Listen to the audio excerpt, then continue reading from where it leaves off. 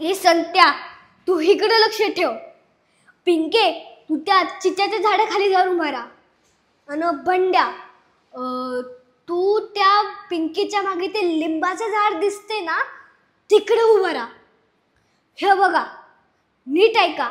मी असा माकडावडी झाडावर चढतो आणि पिशवीभर पेरू तोडतो. तुम्हाला 2-2 पेरू देतो म्या. फक्त 10 मिनिटाचं काम आहे बघा.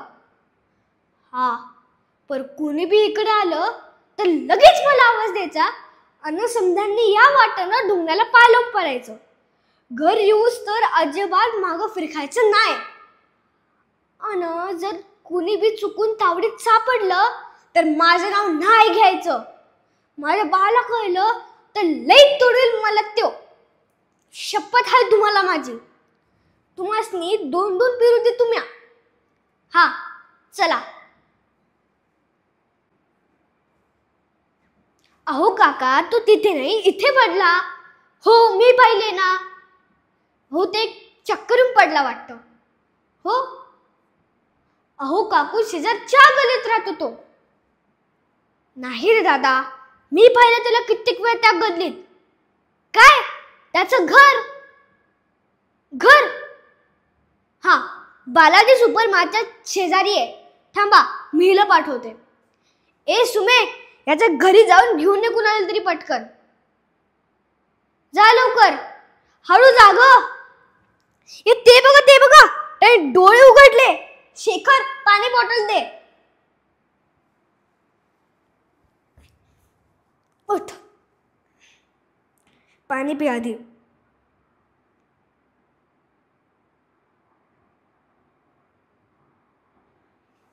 बरं वाटतंय ना आता? हो, येते तुझी. 2 मिनिटात येईल बघ. हे बघ, आलीच तुझी आई. ए समीर, शांत बस जरा. चुकून झालं त्याच्याकडून. नाही रे, उदक नाही केलं त्याने. मी पाहिले ना. अरे हो, पण जाऊ दे ना आता. लहान आहे तो. समजून घे ना जरा तू पण. नाही घेणार म्हणजे मग काय मारणार आहेस का त्याला? असं चिडू नकोस. मी समजावतो त्याला. शांत हो. ए चिंट्या, इकडे. अरे ये पटकन. सॉरी बोल त्याला. सॉरी बोल. हा, ठीक आहे.